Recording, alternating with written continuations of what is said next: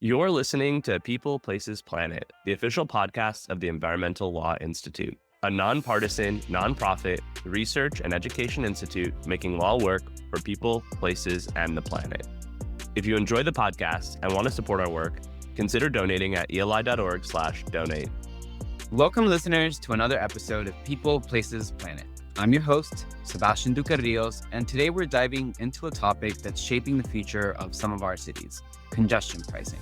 From New York to London to Singapore, cities are looking at how to reduce traffic, cut emissions, and make transportation systems more equitable and efficient. But how do these policies actually work? And what can we learn from the places that have tried them? I'm joined today by a group of guests to explore this issue and discuss how New York's congestion pricing program has evolved now that about 10 months have passed since it was implemented. First, we have Robert Puentes, Vice President and Director at Brookings Metro. We also have Christine Billy, Adjunct Professor of Clinical Law at NYU and Executive Director of the Guarini Center on Environmental Energy and Land Use Law. And finally, Rachel Weinberger, Vice President for Research Strategy and the Peter W. Herman Chair for Transportation at the Regional Plan Association, as well as an adjunct professor at Columbia. Thank you all so much for being here. Happy to be here, Sebastian. Thanks for inviting me. Thanks for having me. Thanks, Sebastian. It's great to have you all. I have to say, I've been really interested in congestion pricing ever since I took a class up at the Yale School of the Environment with Professor Adam Millard-Ball on the intersections between transportation policies, the environment, and climate change. And we actually visited RPA, the Regional Plan Association, and I got to meet Rachel. So this is a full circle moment, and I'm really excited to hear insights now that this has been in action for a little over 10 months. To get started, for listeners who may not be familiar, what exactly is congestion pricing and how does it work in New York City?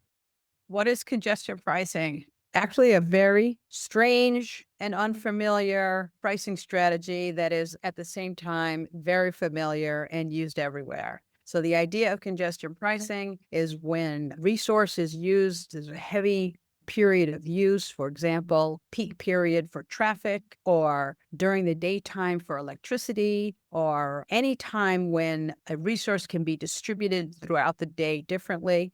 You put a peak price on it. They do it in California for electricity. They do it on many subway and metro systems, Washington, D.C., Bay Area Rapid Transit.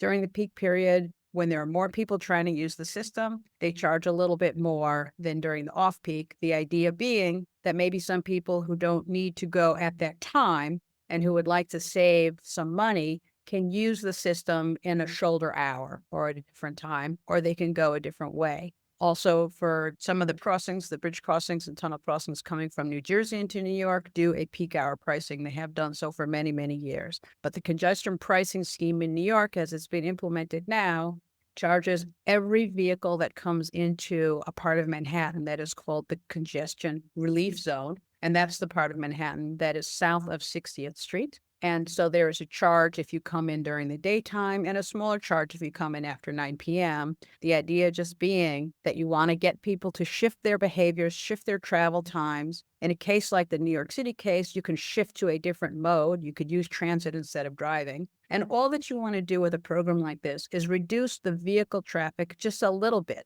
because most traffic jams can be cleared up completely with a reduction in just 5 to 10% of vehicles. So that's sort of the basic idea of congestion pricing. Rachel, I love the description of congestion pricing as being both strange and familiar. As a local government legal practitioner and educator, there's always been something fascinating to me about congestion pricing as a strategy to address a classic urban challenge like traffic that begins and ends outside the city's jurisdictional boundaries. Data suggests that congestion pricing programs can be less costly and more effective than other strategies to reduce traffic, such as expanding highways, due to a phenomenon that transportation researchers call induced demand, right? Where areas with a lot of pent-up demand and a new capacity from added lanes gets filled up quickly. And then as an environmental policy, it can be classified as a market-based solution that's less interventionist than direct regulation of vehicle emissions or restrictions on where cars and trucks can go. If there's less congestion, there's less wear and tear on the roads, and the federal government spends less money on repairing them. So it's not the most obvious lightning rod for clashes between federal and state power, It's associated with saving taxpayers money. It aligns with principles of tightening purse strings and fiscal responsibility. When I've taught about congestion pricing in my law school classes at NYU, I've had international students that can't wrap their heads around why it's been so controversial. What could be more bureaucratically mundane than charging tolls? And I'll just add, from a transportation perspective, when we think about congestion pricing, the New York model gets a lot of attention, which is generally referred to as cordon pricing, which is charging drivers to come into a certain area of a place, usually a congested part of a center city. But also prevalent around the United States is something called corridor pricing, which is using those same principles of charging tolls to occupy particular roadways during certain types of days. So particularly heavy freeways or throughways through and around cities. We also see this in the Northeast, particularly here in the Washington, D.C. region and in parts of California. So lots of different flavors for it, lots of different places that are experimenting, and certainly getting a lot of attention these days, given the success of the program in New York. It's going to be really helpful for our listeners to kind of think of congestion pricing in this bigger picture. It's not a standalone policy, but part of this bigger suite of policies that exist not just in transportation, but with electricity and other municipal level resources. To kind of focus in on New York City, why specifically did New York City decide to pursue this policy, and how does it compare to what other global cities have done, such as Singapore and London? So congestion pricing's been part of the conversation in New York City since about 1953, which is going back 70 to 75 years. Originally, it was proposed in relation to mass transit, right? The idea being, rather than try to increase your peak hour train service, if you priced, then somebody would use the train a little bit earlier or a little bit later, and you could save all of that money. So in the 60s, then that same idea was proposed for the street network. Well, why would we build more capacity when we could shift the demand instead? So it came back up as an idea in the 70s. It came back up in a big way in 2007 in a project called Plan NYC that was the first sustainability blueprint for the city. At that time, New York City Council voted, in fact, to approve it and request it. But given the way that the city exists in a governmental political structure in relation to the state, the city couldn't actually implement it itself. So it had to actually be a state directive. So fast forward to around 2019, and then Governor Andrew Cuomo realized that he needed a revenue source to fund transit, and he didn't have one. And he looked around and he said, wow, if we do congestion pricing, we'll get the fantastic benefits of reduced congestion, which is great for business in the city, and it's great for quality of life. And we'll create a new funding source for the Metropolitan Transportation Authority's capital plan, which needed more funding. And so the law was passed in 2019, mandating the MTA to create the program and administer it, with a goal of raising enough money that could be bonded against up to $15 billion to supplement the capital plan. So in relation to how it's done in other cities, I would first emphasize that it is a cordon plan as opposed to a corridor plan. And so that means a cordon line is drawn around a particular area, and everybody entering into that area is subject to the congestion price. In the particular case, in the geography, Manhattan has highways both on the east and the west side. And if you are only on the highway, so say, for example, you're coming from the north part of the city and staying on one of the highways going all the way down and into one of the boroughs, into Brooklyn, for example, and you don't actually enter the zone, that part is not charged. And this was kind of an important political point and an important technical point. But if you get off the highway and go into the congestion relief zone, then you would pay the fee. So London does cordon pricing as well. Stockholm does. Singapore invented the system. I mean, I say invented, but they first implemented it in the 1970s. Several other cities, some very small cities in Norway, Trondheim is one that did it in the early 90s. They made a compact with their community. They said, we're going to do this and raise a certain amount of money and do these projects. And when those projects are completed, we will stop collecting the congestion charge. So that happened. Milan is doing it. Milan originally had a low emission zone, and that was so successful in helping the vehicle fleet get shifted to cleaner vehicles that it had been doing double duty with low emissions and reducing congestion. But as people moved more to clean vehicles, the congestion problem came back. And so they have rejiggered that so that it is a congestion charge as well. So those are all examples of cordon pricing systems. Stockholm is interesting because they charge a higher price in the most peaked time of the day. From a technical point of view, that's a very appealing way to approach it. So then you have lower prices as there's less congestion in several gradations. London has one flat charge from early in the morning until the evening, and that's how New York has done it. And Singapore has created a performance standard that they are interested in maintaining for traffic flow, and they change the prices in order to achieve that traffic flow that they are interested in. So one of the things that's beneficial about a cordon pricing scheme is you do have alternatives like transit or walking and biking, because it tends to be a more concentrated area, as opposed to in a corridor scheme where, generally speaking, your option is to pay for a tolled road that's got a congestion price on it.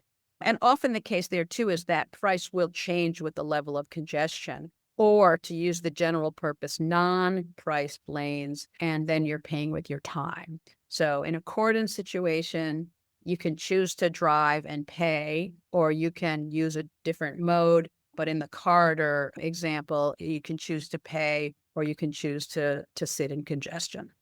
I guess one way of answering your question, Sebastian, is to say that when comparing New York's program to other cities, we can look at the program itself, but we can also look at how we got here. So one notable thing about the story of how we got to the current congestion pricing program in New York City is that it was the result of a very long and iterative process that was shaped by multiple rounds of public engagement. And these processes helped fill out the contours of the program and make it reflect sort of the interest of the various folks in the New York region. The MTA held a series of public hearings, reviewed over 25,000 public comments. There was a very notably robust public engagement process as part of the environmental review process under NEPA, the National Environmental Policy Act, that was done by the Federal Highway Administration, which include early outreach program, environmental justice webinar session. The agency ultimately reviewed and considered nearly 70,000 public submissions. There was specific outreach to various community and environmental justice groups, which resulted in changes to the program, including police-based mitigation measures like roadside vegetation, parks and green space, air filtration in schools, electrification of highly polluting refrigerator generators in the Bronx, very New York specific solutions to very New York specific problems. And then contrasting that with what other places have done, both London and Stockholm were focused on addressing very specific crises, not on raising revenue, which is a little bit different from the conversation in New York. London needed to address really crushing traffic congestion that they understood was actually hindering the entire country's ability to compete economically. Stockholm was focused on reducing greenhouse gas emissions from vehicles. And you can contrast that with the popularity of both programs versus a place like Gothenburg, Sweden, where they also have a congestion pricing, where officials there put the charges in place to generate revenue for funding for an expensive suburban railway line. And while that program was successful in raising revenue for the project, it's really bitterly unpopular because the revenue is at the heart of it. So even though New York and the revenue gets a lot of attention because of funding the MTA, because it has its roots in the 1950s, because traffic congestion has been such a chronic problem in the city, and traffic and pollution and environmental benefits that came out of Plan NYC were a big benefit of it. New York does have a broader kind of purpose for why congestion pricing is in place rather than just raising revenue in other places. That's a great comparison, Robert, and that's probably a perfect setup for our next question. Beyond the immediate issues of traffic and funding, what are the broader goals that New York and other cities are pursuing through congestion pricing? Does anyone want to touch on that?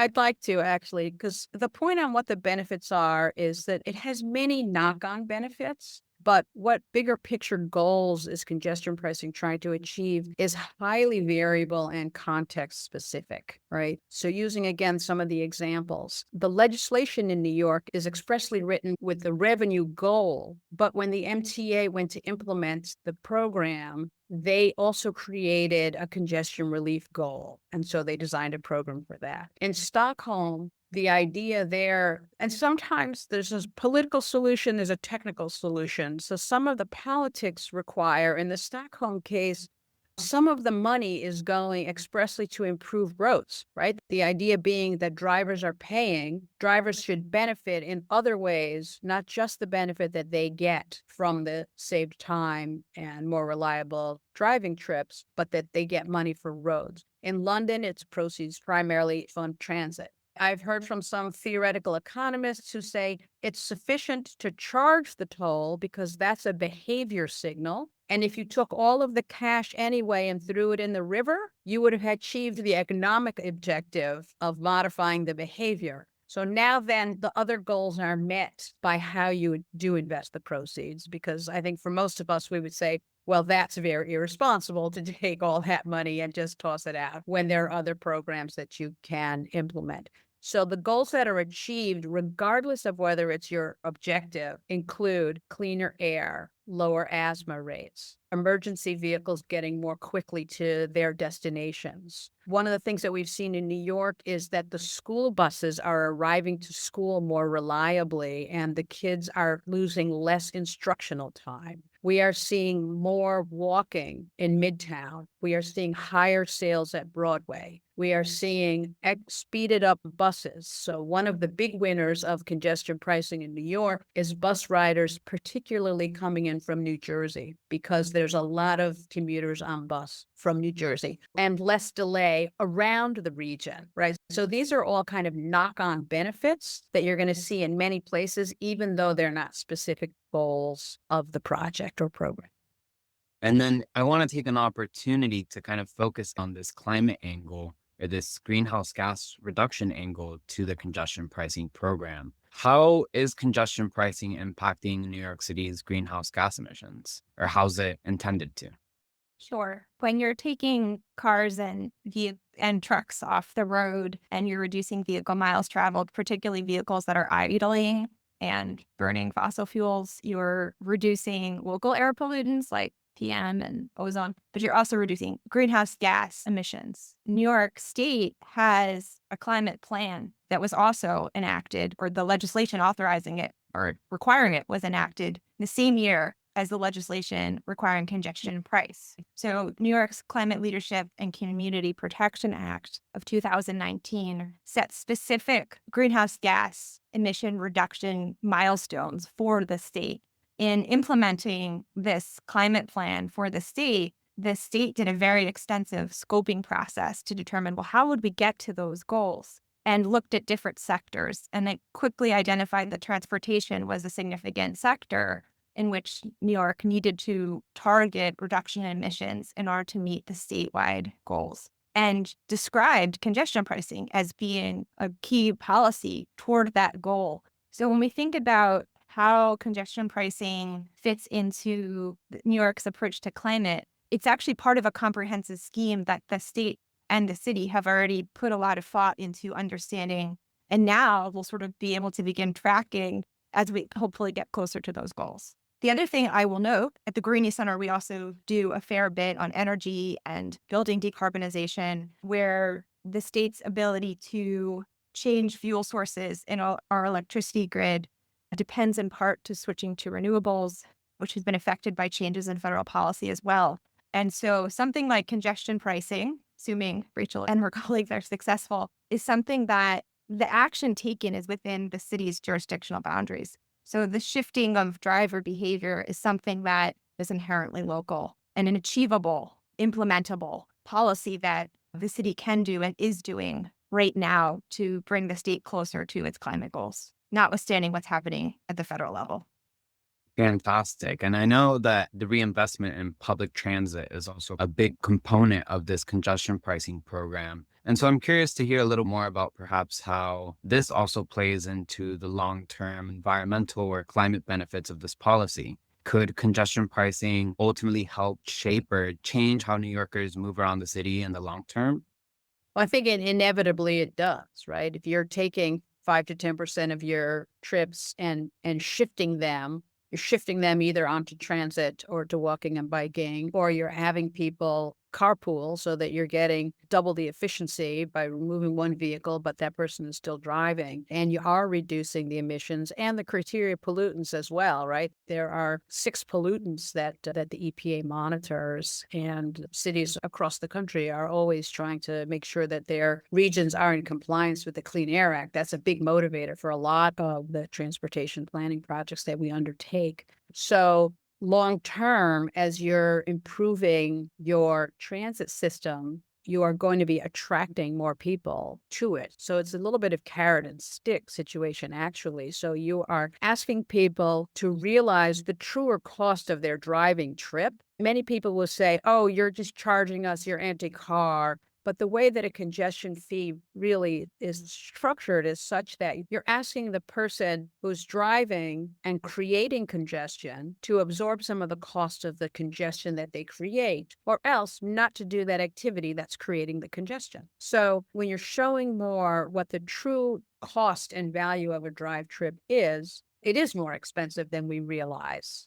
And so we have that as sort of the push from driving. And then as you're making the transit system work better and better, and a lot of the current capital program is about maintaining the system or repairing the system and making the system much more compliant with the Americans with Disabilities Act, you have a pull factor, right? So you're bringing more people to transit. If you can get that virtuous cycle going, and then as there's less traffic on the streets, then you have other opportunities to do other things with the streetscape. That's been a big feature in the London case. They made more exclusive bus lanes. They made more bike lanes. You can make more seating areas and open spaces. So as you keep that momentum going, you definitely will see a long-term shift in how the city feels and how the city moves.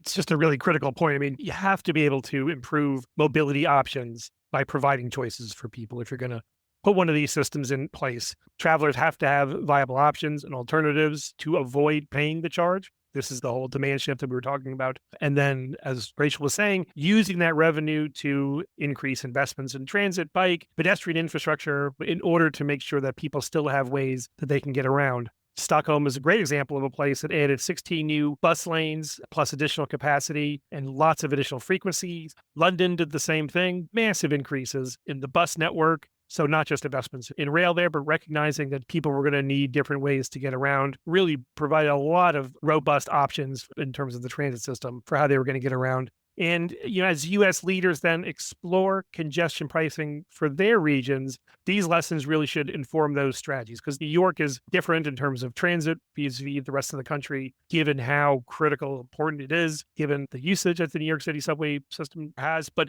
other places around the country really need to make sure that as they're thinking about ways to reduce congestion, they're beefing up their transit networks as well.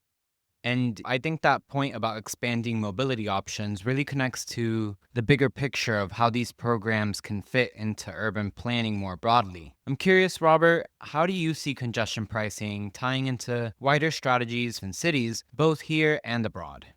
I think the other difference in this country versus others is our city's strong focus on social equity and inclusion. It's a really big driver of a lot of these conversations, both here in the US and around the world. But I think it's natural to assume that congestion pricing is going to be regressive, right? Road pricing has historically charged everyone the same, and those unable to avoid paying the charge are unfairly burdened. So this is where I think the US and the European lessons tend to diverge. In London and Stockholm, there was robust public transit that was already in place, or that was being built, as we talked about, that serves lower income households. So those cities already had strategies for how they were going to help low income travelers. Those countries also have relatively strong social networks overall and social safety nets, which we really don't have as well in this country. But in the US, low income households suffer from lack of access to public transit, particularly transit that gets them access to jobs and economic opportunity. So when we think about congestion pricing as an urban strategy, really we can think about it as a way to increase social equity and inclusion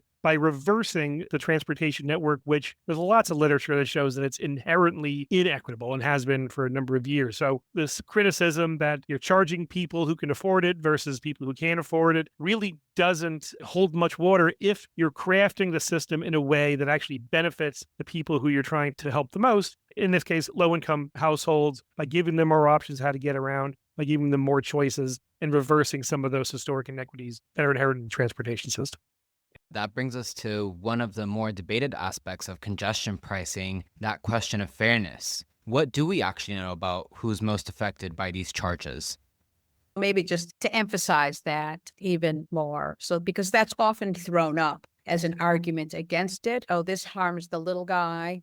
And that also foreshadows some of the rhetoric that's coming from Washington right now, that this isn't fair and, on the backs of poor and working people. And the geography here is such that in general, Manhattan jobs are better paying than non-Manhattan jobs. Not every single one, of course, and there's lots of low-paid jobs in Manhattan as well. But the people who are tending to be the ones who are driving into Manhattan, also, there's lots of evidence that shows that they are relatively higher income workers than most of the region. And again, the lower income, our transit system serves everybody from all income bands across the spectrum, but there's a lot more people who are less resourced who are using transit. And the proceeds from congestion pricing in this case are benefiting the entire transit system. So wherever you ride the transit system, not just Manhattan transit riders, the system is improved. The commuter rail lines will be beneficiaries of the congestion pricing revenues, the bus riders, and of course the subway riders. So in that sense, it really is a progressive way of funding some of these rather than regressive. There certainly are some people, shift workers in particular, who have fewer transit options in the off hours, and it's more of a burden to that subset of the population. But by and large, it is believed that the segment of society that is defined as the working poor, less than 2% of them are Manhattan drivers and would face the congestion pricing fee. And just to give some more color to what Rachel was saying and thinking about those workers that are riding the subway to get to work, the New York City Independent Budget Office estimated that subway-related delays from deferred capital improvements to the current subway system cost commuters up to $390 million a year. So we can talk about investments in infrastructure, in public transit, but part of investing equitably in infrastructure is also investing in the maintenance of that infrastructure to ensure that everybody can access the infrastructure and that those who are experiencing delays are not impaired by them. And there are also sort of inequities. If I'm late for work, there might be one set of consequences versus somebody in a minimum wage job who's late for work because of a subway delay. So I like to think about the human beings riding the infrastructure. And when we try to think about the costs and benefits of choosing to invest and maintain, and congestion pricing offers this pathway for New York to do that. And one more piece here. A reduction in automobile emissions also has disproportionately positive benefits on low-income households because those are mostly in areas that have the worst air quality. In Southern California, there's about 1.2 million residents that live within 500 feet of a highway, and those residents are disproportionately people of color and have higher rates of poverty. Another recent study showed that minorities are exposed to about 38% higher levels of pollution from nitrogen dioxide. That pollutant is caused mostly by motor vehicle exhaust and can have significant impacts on human health. So this gets to this whole question that was talked about before about the knock-on effects. There's the charges being levied and the shifts being made. But these bigger environmental benefits are not just general benefits, they actually have specific benefits for low-income households, low-income neighborhoods.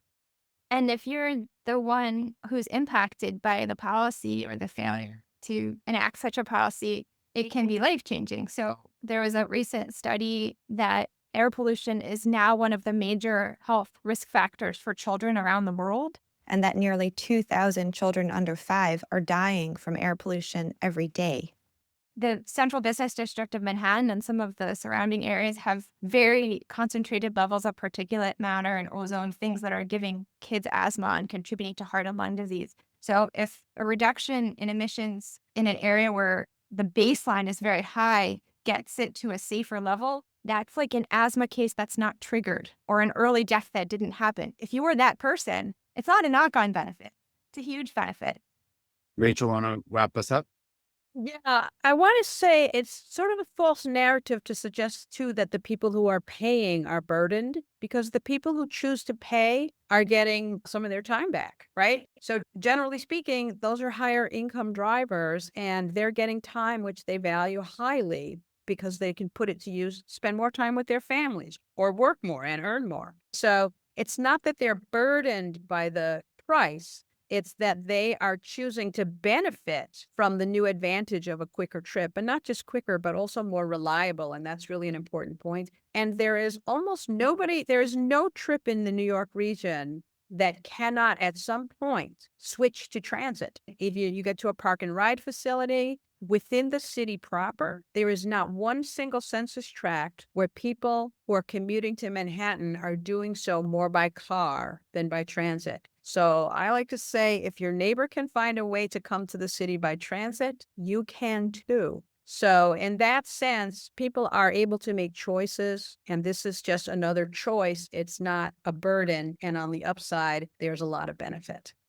Fantastic. Thank you all for covering so extensively both the environmental and climate benefits, but also these equity considerations that I think we've really discussed how they've been built or have been a part of the program. I want to move on a little bit to something that we've foreshadowed, which is the legal challenges and political pushback that this program has received. Can we maybe start with what are some of the main legal arguments that are being made against and then in support of New York City's congestion pricing program?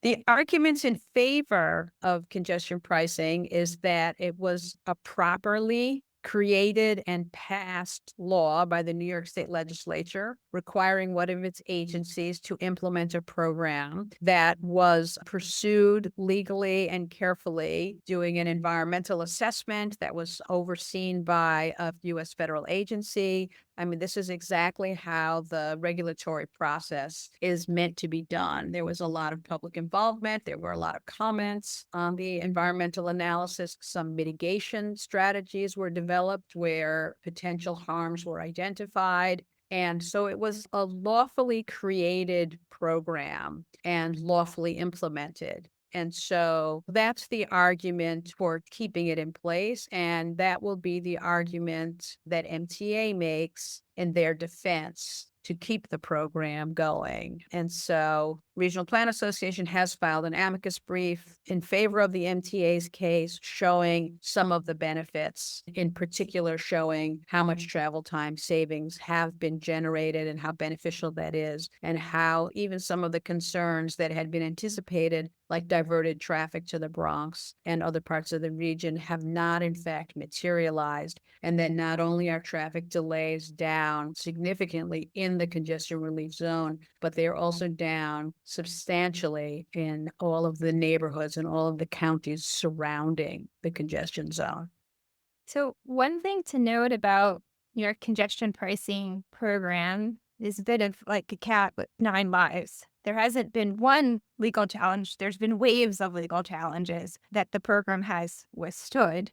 Even before the program took effect, there were challenges to the sufficiency of the environmental review that the Federal Highway Administration did then under President Biden with the MTA under NEPA, the National Environmental Policy Act. And there was a suite of challenges arguing that the environmental review was insufficient, brought by a range of folks within New York. The state of New Jersey brought a very high-profile challenge. There was also a potpourri of other legal claims ranging from commerce clause to illegal tax. And those challenges have been working their way through the legal system. None has proven successful in thwarting the program, and there were 2 very significant rulings in both the New York and New Jersey federal courts affirming the validity of the environmental review that was performed by the Federal Highway Administration under President Biden. The most visible litigation that's happening now has a different posture, a different political posture as well, in that in the interim of these lawsuits that were seeking to thwart the program, we had a change in federal administration. And that happens when we have a change in federal administration. Federal agencies want to switch positions. And when it's pending litigation, there's always a question of how to do that. And so in this case, the Secretary of Transportation essentially issued a letter to Governor Hochul telling her that in their view, the prior authorization that the Department of Transportation had issued to New York under the Biden administration was illegally authorized. And the agreement that was entered into was void and directing the governor to cease the program. And the governor refused. And the MTA filed a legal claim asking the courts to review the validity of the Secretary of Transportation's letter and taking the position that the Secretary of Transportation could not withdraw the prior approval.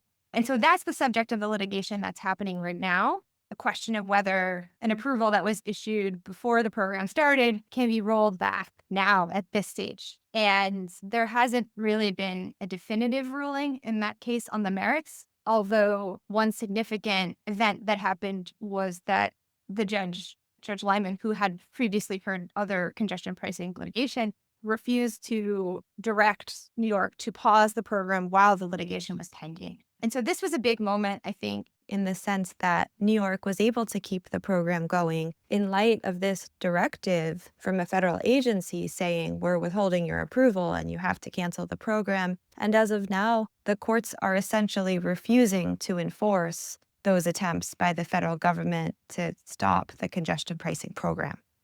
I just want to appreciate Christine for talking about the waves and waves. There have been so many. I was quite focused on the current one. And many of those cases have been dismissed, right? Just they don't carry, the arguments aren't there. But I know that there is a concern that I personally have, and I know there's a concern more broadly in my professional community and in the legal community to know what does it mean for the government to enter a contract. And then, it would be one thing if the federal government was saying, well, we have different priorities and the programming moving forward reflects the new priorities. But to retroactively dismantle projects that have already been approved, and we've seen many examples of that, raises a very serious question about the ability of local governments to function, right? So one of the things that we see often and talk about often is why is the MTA's capital program so expensive? And why are, generally speaking, public sector projects so expensive to construct and to implement? And some of it has to do with contractors and agencies needing to build in extra costs to mitigate the risks of changing political tides. And so what does it really mean for a local government going forward, either with funding or with permitting? What does it mean for a private company going forward with permitting? And then a new administration cancels those permits, cancels that funding, and so forth. Thank you for raising that, Rachel. That is what's at stake here in this current litigation beyond just the specific legal question about how to interpret whether the DOT can withdraw from this memorandum of understanding with the state. In that, one thing that's notable about a congestion pricing program is it's a reliable, predictable source of revenue for state and local transportation needs that does not, in this case, rely on federal funding. That's astounding. The federal government spends a lot on transportation in states across the country. Here we have an example of a state that is raising its own revenue in a reliable and predictable manner.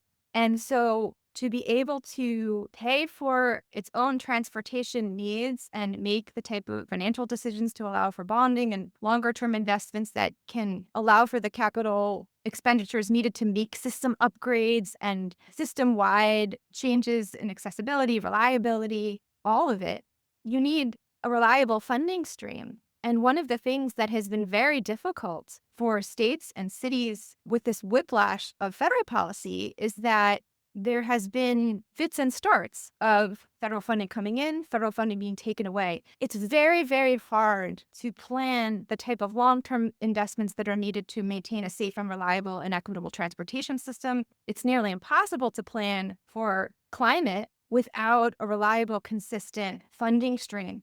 And here's New York coming along, starting to do it. And so, as Rachel said, if that gets taken away, if the ability for this approval is going to come and go depending on who's in federal office, that has high stakes for not just New York, but for other states who are trying to push forward similar policies. And this is a great example where the legal, the political, and the revenue elements all kind of interact, because if these political or the legal hurdles become too challenging, it's going to make a really heavy political lift even harder. At the same time, we have transit systems throughout this country, places like Philadelphia, San Francisco, and Chicago, that are really suffering from lack of adequate reinvestment and adequate investment in just regular operating. So as congestion pricing is being considered as a potential tool for other places, we've got to make sure to smooth the friction on the legal and political side in order for other places to be able to take advantage of it. So New York is taking the hit, I think, right now for a lot of other places, and hopefully they'll be able to benefit from New York's experience. Yeah, you touched on something really important, the stakes here. And I think the possible precedent that it could set for other cities, not only considering congestion pricing programs, but generally other sorts of innovative programs that can resolve these local or regional level issues. Now, I want to take an opportunity to kind of reflect on the time that has passed since this program has been implemented, to review some of the early data and the public perception since its implementation. So what does the data show about traffic, pollution, including greenhouse gas emissions, but also other air pollutants, and revenue after the first year? Well, I mean, I'll say the results are all upside from what I have seen. So I mentioned earlier, the school buses are more on time. And believe me, I'm in a small chat group at my daughter's school where there's a lot of traffic there with the parents saying, has the bus arrived? I called the matron. They said the bus would be here by this time. Now it's that time. Now we're taking a taxi to school. Luckily, my daughter and I bike to school, and so we're not affected by that. But the school buses are running more efficiently, and the kids are in school when they're supposed to be. Broadway sales are up. Retail sales receipts are up. The buses are moving more quickly, which means that for the same number of buses that the MTA owns, they can do more back and forth runs on the route, because now the route takes 30 minutes instead of having taken 40 minutes. After you add that up across the day, you can get 2 or 3 more bus runs out of the same equipment. So I don't know that there has been any reporting on the actual air quality, but most air quality, our understanding of air quality is done both by monitoring and also by estimating. And usually we're estimating from vehicle miles traveled and also from delay. So the emissions profiles are such that emissions for most tend to be worse when idling or when driving at very high speeds. So when you're sitting in traffic, not only are you emitting more per minute, but those minutes are completely unproductive in terms of movement. So you're not getting anywhere. So there are no downsides that have come to my attention. I'm sure there are particular individuals who feel like it has impacted them negatively. And so I want to acknowledge that there are some people for whom this has not been all sunshine and flowers. But so those are the people, right? But if you're talking in generalizations, it's been very good for the city, which means it's also been very good for the residents, and not just of the congestion relief zone, but also from the boroughs. Every trip that's not driven into the city is not driven through somebody else's neighborhood. Has there been any polling, do you know, before or after? You know, there probably has been. I haven't seen any particular results. I will say this anecdotally for sure. Everybody who was in favor of congestion pricing before it was implemented is still in favor of congestion pricing. And some number of people who were opposed are now clearly in favor. And the group that is most quickly switching to being in favor is the people who actually are driving in the city and paying. A lot of the opposition remains from people who I call aspirational drivers. Those are the people who are saying, well, what if one day I want to drive into Manhattan? I don't want to have to pay for that. But the people who are paying and driving are like, oh my God, I think we see something similar we saw in Stockholm, where it was a political lift to get it put in place. So they knew they couldn't do a full system. They put in a 7-month pilot program to see if it was going to work. And from the outset, there was considerable resistance to the plan. But once they saw the benefits, once they saw that it worked, after the initial trial period was up, it went to referendum, and the 40% support that it had before turned into a plurality of support until they were able to keep the thing in place. I suspect we're going to see similar results in New York, especially in New Jersey, because it seemed like there was such an argument that folks were making, say, well, we are going to be paying, but we're not going to be benefiting. But as we've talked about, because buses are sped up, because that general friction is reduced, even though there may be those charges on them, they're actually benefiting because of the effects across the whole region, not just in Lower Manhattan. One of the things we often forget, too, is it's a very small minority of New Jerseyans who work in Manhattan. Most people who live in New Jersey work in New Jersey. I think it's something like 8% of the workforce commutes to Manhattan, and most of them are coming on transit, and the transit commuters are pretty evenly split between rail transit and bus transit commuters. And so those bus transit commuters are big beneficiaries of the reduced traffic that's coming. I guess one thing I'll note is just to give a shout out to all of the hardworking data analysts at the MTA and at the city and state level who are working hard to collect these statistics and make them transparent through open data. There's also tremendous efforts outside of government, various academic institutions and organizations with expertise to also do their tracking, which is part of keeping the program going in a way that's transparent and serving the goals. And I will note that agreement that Federal Department of Transportation entered into with New York State to give that initial approval to the program that Secretary Duffy is now trying to get his way out of also requires New York to report to the federal government some of these statistics. So they will be seeing and receiving all of the data showing these successes and improvements about the program as well. Fantastic. And did anyone have any data on how much revenue has been raised? I don't know what the exact numbers are, but I know that the MTA has said they are on target to meet their revenue goals. The MTA has also said that the costs of administering the program are lower than projected. So they're on target to meet their revenue goals, but they're spending less money in administering the program, which makes the program very efficient. And again, I think another measure of success. Thank you, Christine. That's definitely helpful. I have one more question about the very iterative process that New York City went through to come up with this program. Is there any further iteration required? Have we learned any lessons based on how the program has been implemented as is thus far? And if so, what adjustments do we think might be needed in the future? I think the main lesson is that you really need to have nerves of absolute steel if you want to implement a program that is this sweeping and has an effect on so many people. It is a major political lift. I think we see that in New York and the administration here in Washington. And I think that New York's story, the long history of it there, really illustrates this point that anybody has to think through exactly what the purpose of these programs are for their particular place. And as we've talked about, it's different whether you're trying to reduce congestion like they did in London, whether you're trying to reduce greenhouse gases like in Stockholm, whether you're trying to raise revenue like in New York. As other places are thinking about this, they've really got to be very articulate about that, because the upfront concerns, I think, from the general public are going to be such that unless there is a clear vision for why such a program needs to be put in place, it's going to be difficult to get through. So the lesson I think that we've learned from New York is the long and winding road illustrates that that story has to evolve and has to be clearly articulated, and you got to have political support from the highest levels in order to have it sustained. So looking ahead, what does the future of congestion pricing in the U.S. possibly look like? Do you think congestion pricing could or even should spread to other cities? New York City has proven that it can be and is a national leader on many things. If you can do it in New York, there's this sort of proof of concept phenomenon, whether it's smoking in restaurants or paid sick leave. Achieving something in New York is a huge milestone and gives a sense of security and addresses some of the concerns about whether something is implementable at scale. At the same time, as Robert and Rachel have been mentioning throughout the podcast, all urban planning is local.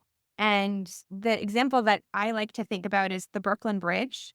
It was completed in 1883. There was a technological, architectural feat, cable stayed, suspension bridge. It connected the city of New York, which was Manhattan, and the city of Brooklyn, which was a separate city, which allowed for trade and transportation flows between those two cities and brought the cities closer, which led to a movement to unify and create a consolidated New York City, which resulted in state legislation passed, which authorized a charter revision commission, ultimately was put to voters whether to unify the cities, and that vote passed by less than 300 votes out of approximately 129,000. So very controversial at the time. The mayors of New York and Brooklyn opposed it, and yet it passed. The sort of founding charter of New York, which brought together 5 boroughs, changed the course of New York's history. You could move a cable stayed suspension bridge to another place, but you wouldn't shape history like you did here because it would be a different expression. It's about the stories that the city wants to tell about itself. It's about the changes in Broadway and sales. It's about the environmental justice communities being able to shape mitigation measures. These are very New York stories. Cities are not fungible. And so if you think about other jurisdictions, you can't shortcut the process to get there. Other jurisdictions need to decide what stories they want to tell about themselves. But what New York has done is it's created this incredible example of what is possible. And I find that really exciting. That was a really beautiful urban analysis, Christine. I feel like that was a proud New Yorker take on the development of congestion pricing. Does anyone have anything else to add? I remember some years ago reading a Brookings report that talked about how jobs are concentrated. And one of the things that New York has that many other cities do not have is a very strong center. At the time of that Brookings report, and it was probably, we're looking at 20 years back, something like 52% of the region's jobs are concentrated in that part of Manhattan that is now defined as the congestion relief zone. San Francisco at that time held about 44% of that region's jobs. But when you looked at a city like Philadelphia, I think that had only 14 or 17% of the jobs were in the downtown. If you were to implement a policy like this, you would need to have some complementary policy that helps push the employment into the center. And so like a growth boundary or something like that, which is done in Portland, Oregon and some other cities, but it's not native, if you will, to Philadelphia. So could a center city that doesn't have a strong gravitational pull manage a program that adds an additional charge to enter that area is a really important question that needs to be looked at really quite carefully. At the same time, SEPTA, Philadelphia's transit system, has just been forced to announce a staggering number of service cuts. And so they definitely need a way to support that system, because without that kind of a system, there will be further erosion of the primacy of the downtown. So everybody is a unicorn, right? Each case is unique. And I'm optimistic on this. It's such an interesting and dynamic time in transportation and in urban affairs, because it's a very interesting and dynamic time in our nation's history. So, there's an awful lot that we don't know, but there's things that we do. We do know that we can build our way out of congestion. And as we're starting to come back post-pandemic changes in travel behavior, we know it's going to be true in center cities where cordon pricing may be relevant, and it's going to be true outside of cities on the suburban fringe where maybe corridor pricing can work for certain facilities. We know that even if we wanted to build our way out of congestion, we're not going to have a whole lot of revenues to do that. The gas tax revenues that have supported transportation are starting to dwindle as cars become more fuel efficient. We use electric vehicles, things like that. We know that we're having financial crises all over the place in this country. And so if we're looking for additional revenues, congestion pricing in all of its different forms is an attractive option for a lot of folks. We also know that people want options for how they're going to get around. People want choices, and we're going to need those resources to invest in transit networks, in pedestrian networks, in alternatives for driving, both to build new ones and rehab old ones.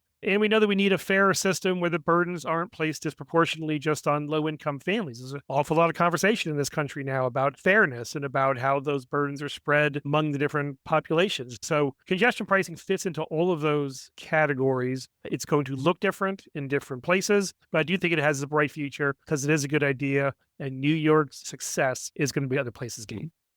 Thank you all for joining me today. This has been a really great conversation. Sebastian, that was a fantastic conversation. Thank you for bringing us together. Really looking forward to what comes out. Yeah, Sebastian, thank you very much for bringing us together. I really enjoyed the conversation. Thank you, Sebastian and the Environmental Law Institute, for the chance to discuss this very important and timely topic. Thank you all for listening. Until next time. Thanks for listening to People, Places, Planet, the official podcast of the Environmental Law Institute. Our work wouldn't be possible without the support of people like you.